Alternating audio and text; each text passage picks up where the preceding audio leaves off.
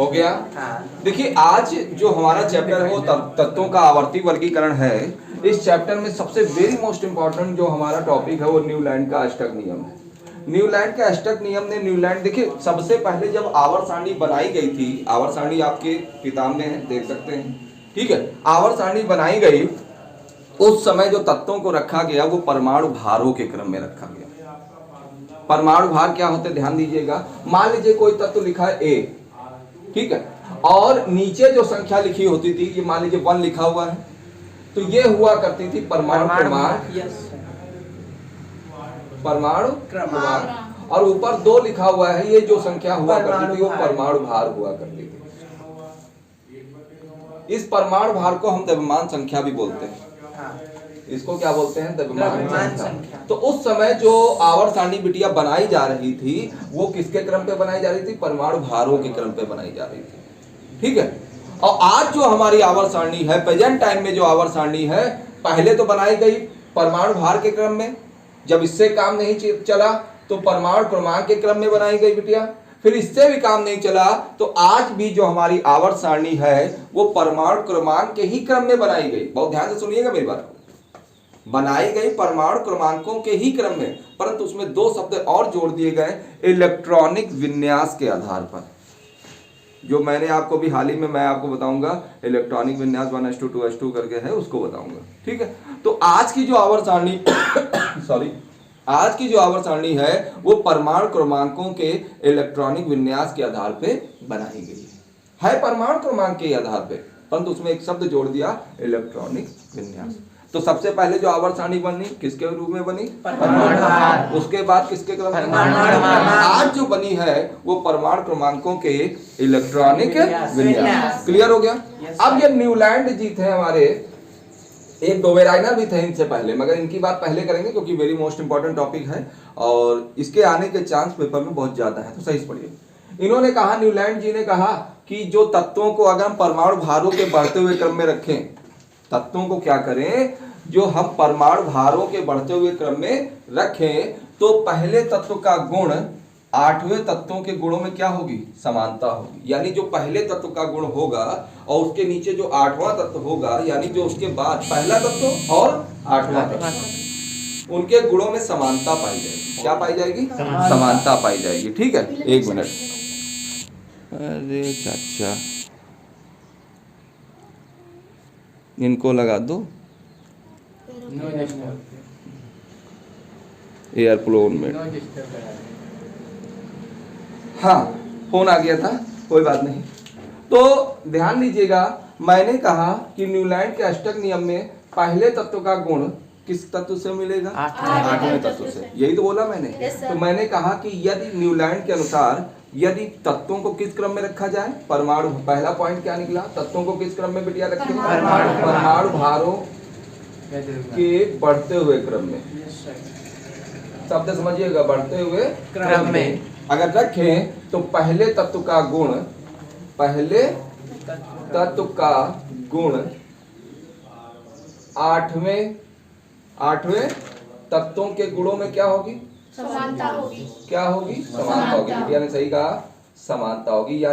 यानी इस सीट में बैठा हुआ पहला लड़का और 8वें नंबर वाले लड़के के गुणों में क्या होगी? समानता होगी। बात समझ में आ गई? एग्जाम्पल मैं आपको दिखा देता हूं यहाँ पर।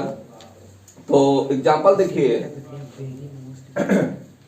आप देखिए एग्जाम्पल क्या है, हेली बे, यहाँ लिख देते हैं।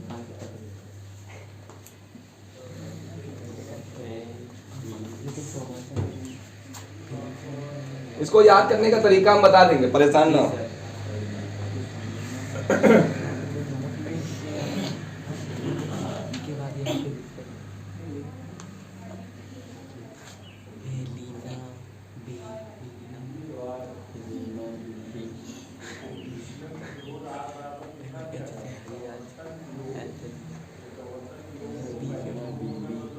अब मैंने ये लिख लिया, ठीक है।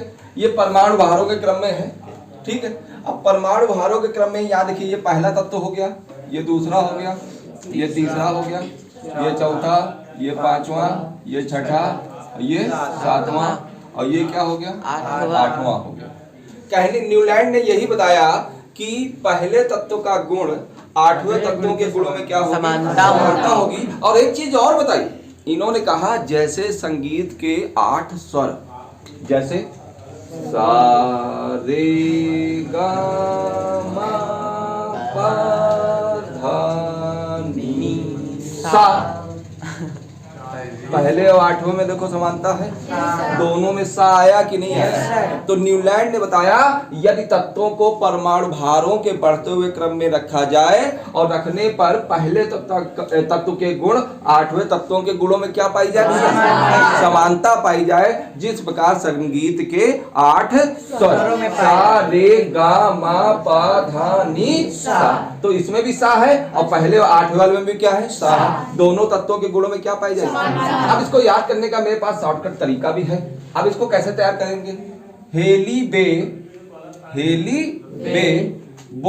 बोकानो, ये भाषा अफ्रीकन है, हिंदी नहीं है, अफ्रीकन बोल लो कभी कभार। हेली बे बोकानो, फिर ना मांगे आलसी पैसा।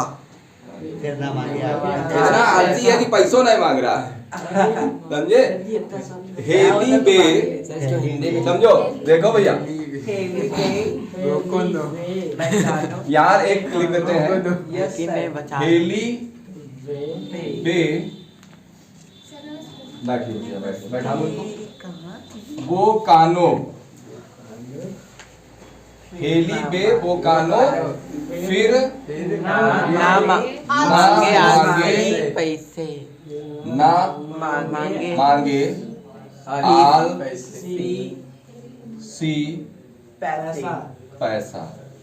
तो हेली बे बो का नो भी इसी में आएगा, नो, फिर ना मांगे आलसी पैसा, याद हो जाएगा? तो हेली बे बो का नो, फिर ना मांगे आलसी पैसा। ठीक है, अब ये कर दो, ये कहानी तो बता गए, ये बता दो कौन कौन से तत्व हैं। ये हाइड्रोजन है, ये लिथियम, ये बेरियम नहीं है, बेरिलियम है। बेरियम ये होता है Ba और ये बेरियम है, और Be क्या है? बेरिलियम है। तो दोनों में आपको डिफरेंस बताना चाहिए। बेरिलियम, तो beryllium, boron, carbon, nitrogen, oxygen. भैया फिर से मैं बोल रहा हूँ, hydrogen, lithium, beryllium, boron, carbon, nitrogen और oxygen. Fluorine, sodium, magnesium, aluminium, इसको सिलिकॉन बोलते हैं। क्या बोलते हैं? सिलिकॉन। ये फास्फोरस, और ये क्या है? सल्फर। फिर से मैं रिपीट कर रहा हूँ, बहुत ध्यान से देखिएगा। ये हो गया हाइड्रोजन, तो थोड़ा सा रुक जाइएगा, मैं लिख देता हूँ दूर दूर, तो और मजा आ जाएगा। तो ये हो गया फ्लोरीन, फिर ना मांगे आलसी पैसा। तो इसका नाम लिख देते हैं, छोटा छोटा लिख देते हैं आपकी जानकारी के लिए, तो सब जो बच्चे नहीं जानते होंगे उनको भी फायदा हो जाएगा। हाइड्रोजन, लिथियम, बेरिली, बोरान, कोई बात नहीं, हाँ बोलिए। उससे वो हमने परमाणु क्रमांक थोड़े लिख रखे, वो संख्या लिख रखी है, 1 2 3 4। परमाणु भार उसका लिख ही नहीं रखा, 16 होता है। ठीक है, ये संख्या है, आपको क्रम दिखाया है कि ये पहला तत्व है, ये क्या है? हमने आपसे परमाणु भार इसमें लिखा है? भला भी नहीं लिखा, आप उससे निश्चिंत रहिए। ये कार्बन, ये क्या हो गया आपका? नाइट्रोजन, ये हो गया आपका ऑक्सीजन, और ये हो गया आपका फ्लोरीन, ये हो गया सोडियम,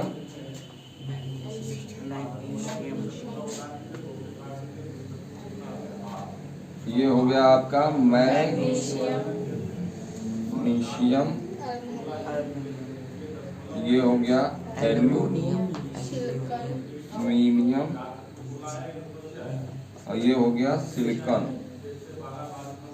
सिलिकॉन और ये हो गया फास्फोरस। ये पेपर में मत लिखिएगा, मगर आपके समझने के लिए मैंने लिख दिया है, ठीक है। सल्फर, सल्फेट नहीं होगा, SO4 होता है। आप ध्यान दीजिए, मैंने कहा न्यूलैंड के नियमानुसार यदि तत्वों को किस क्रम में रखे बिटिया? हाँ, बढ़ते हुए किस क्रम में? परमाणु भारों के क्रम में। न्यूलैंड के अनुसार यदि तत्वों को परमाणु भारों के बढ़ते हुए क्रम में रखा जाए तो पहले तत्व के गुण आठवें तत्वों के गुणों में क्या पाई जाएगी? समानता पाई जाएगी। जिस प्रकार संगीत के 8 स्वर सा रे गा मा पा धा नी, और ये फिर क्या आ गया? सा आ गया कि नहीं आ गया? यहाँ सा आ गया। तो इसको क्या है, ये इस हाइड्रोजन के गुण किससे मिलेंगे? फ्लोरीन से मिलेंगे। लिथियम के गुण किससे मिलेंगे? सोडियम से। समझ में आ गया? तो और इसको याद करने का तरीका मैंने कैसे कहा? हेली बे बो कानो फिर ना मांगे आलसी पैसा। याद हो गया? तो चलिए लिखते हैं इस बात को हम लोग। किसी को कोई समस्या? चलिए लिखते हैं। लिखिए, न्यूलैंड के अष्टक नियम के अनुसार, न्यूलैंड के अष्टक नियम के अनुसार, छूटे तो बोल देना, न्यूलैंड के अष्टक नियम के अनुसार यदि तत्वों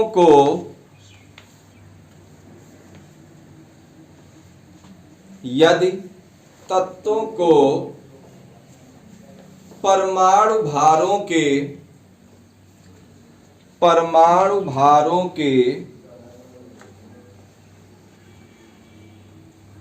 बढ़ते हुए क्रम में परमाणु भारों के बढ़ते हुए क्रम में रखा जाए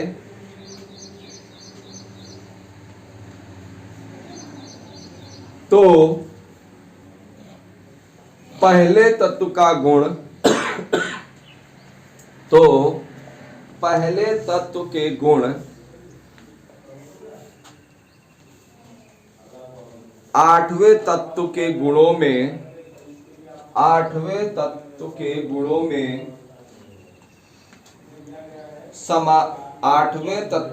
गुणों में, छूटा तो नहीं, आठवें तत्वों के गुणों में समानता पाई जाती है।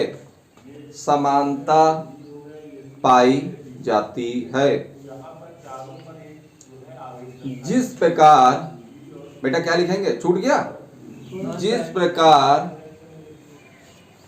संगीत के 8 स्वर, जिस प्रकार संगीत के 8 स्वर, जिस प्रकार संगीत के 8 स्वर, ये दिख रहा है इसमें दिख रहा है बेटा? ये दिख रहा है ना? अब आप लोग ये एग्जांपल जरूर नोट करिएगा और ये कहीं आप अपना जहाँ तारीख डालते हो या कहीं डिब्बा बना के नोट करिएगा। जिस प्रकार संगीत के 8 स्वर, बस हो गया, खत्म अपनी बात। देखिए, डोबेराइनर का तृतीय नियम भी अपनी जगह पे। सबसे पहले जो न्यूलैंड से पहले जो थे डोबेराइनर थे। पढ़ाना मुझे पहले ये चाहिए था, मगर हमने वो पढ़ा दिया क्योंकि इंटरेस्टिंग चीज थी और ये भी मजेदार चीज है। इन्हें डोबेराइनर ने क्या किया, इन्होंने तत्वों को परमाणु भारों के ही क्रम में रखा, क्योंकि आवर्त सारणी बन रही थी उस समय परमाणु भारों के क्रम में। ठीक है, अब परमाणु भारों के क्रम में तो रखा गया, मगर इन्होंने सबसे पहले क्या किया, तत्वों को 3-3 के जोड़े में रखा। यानी इन्होंने एक जोड़ा बना लिया, लिथियम, सोडियम और पोटेशियम का।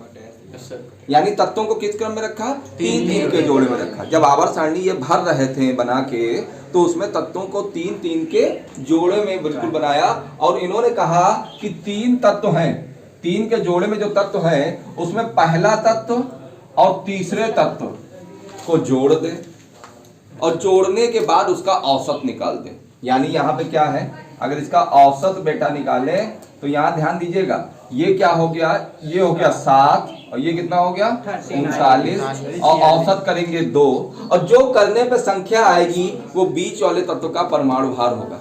फिर से सुनिए, डोबेराइनर ने बताया कि तत्वों को तीन तीन के किसमें रखा, जोड़े में रखा, और फिर क्या किया, पहले तत्व के परमाणु भार को और तीसरे तत्व के परमाणु भार को जोड़ा, और जोड़ने के बाद क्या किया, औसत निकाला। औसत करने पे जो संख्या आई वो बीच वाले तत्व का क्या थी, परमाणु भार था। क्या था, परमाणु भार। देख लीजिए एग्जांपल में, यहाँ देखिए 7 9 7 बिटिया कितना होता है,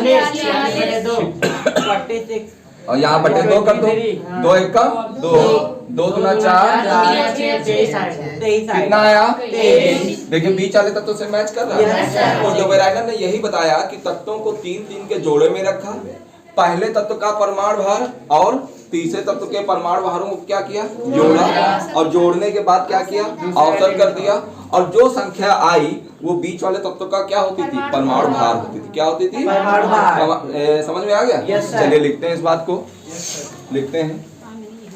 डोबेराइनर के अनुसार, हाँ डोबेराइनर सामने लिखा हुआ है, थोड़ा कठिन शब्द है मगर सामने लिखा हुआ है। डोबेराइनर, डोबेराइनर के अनुसार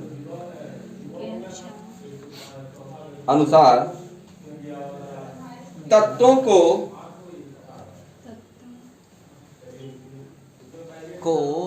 तीन तीन के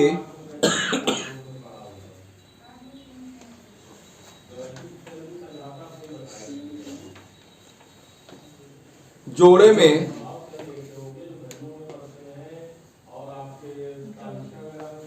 परमाणु भारों के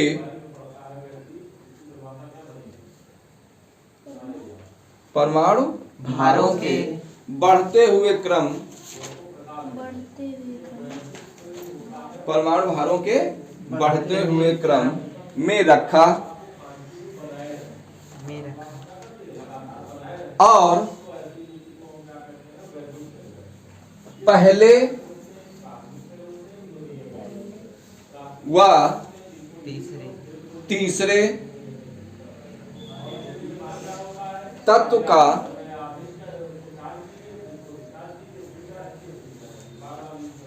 तत्व को जोड़कर, का नहीं को कर लो, तत्व को जोड़कर औसत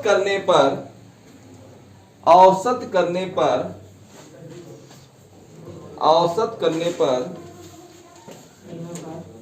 जो संख्या प्राप्त हुई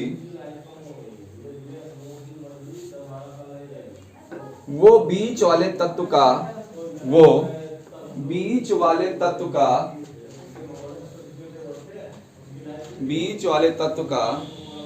परमाणु भार, क्या बोल दिया मैंने, प्राप्त हुई वो बीच वाले तत्व का परमाणु भार होता है या था। बीच वाले तत्व का परमाणु भार था। लिख लिया बेटिया? हाँ, तो अब इसको नोट कर लीजिए, ये जो मैंने लिखा है पूरा। सर जो आपने ये द्रव्यमान लिखा है, परमाणु द्रव्यमान, हाँ, तो कोई जरूरी है कि जो आपने लिखा है वही लिखें या यही होता है? और भी है एग्जाम्पल? नहीं, द्रव्यमान संख्या तो यही होती है, आप चेंज थोड़ी कर सकते हैं। नहीं, एग्जाम्पल में कुछ और, एग्जाम्पल और भी हम लिखवा देंगे इसके अलावा। हाँ, एक अभी और लिखवा देंगे, इसको लिखिए, हम एक और लिखवा देते हैं, मगर ये सबसे सरल है बेटा। औसत भी निकाल ली। हाँ, औसत निकालना पड़ेगा। परमाणु भार 23 होता है, परमाणु क्रमांक 11 होता है। हाँ, परमाणु भार लिखा हुआ है, परमाणु द्रव्यमान लिखा है। हाँ, वो ऊपर जो लिखा होता है, मैंने क्या बताया था, यानी ये सोडियम है, सोडियम का परमाणु क्रमांक कितना है, 11, वो नीचे लिखा जाएगा, और जो ऊपर है वो क्या होता है, परमाणु भार। वो कहाँ लिखा हुआ है, परमाणु द्रव्यमान कह लीजिए, परमाणु भार कह लीजिए, द्रव्यमान संख्या कह लीजिए, ये कहाँ लिखिए, ऊपर। तो परमाणु जो आवर्त सारणी बनाई जा रही थी वो ये लिख के बनाई जा रही थी। एक और एग्जांपल पहले बच्चों को लिखने दीजिए, सबका लिखे।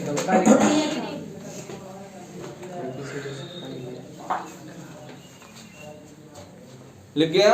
हाँ भैया लिख गया पीछे? तनुश्री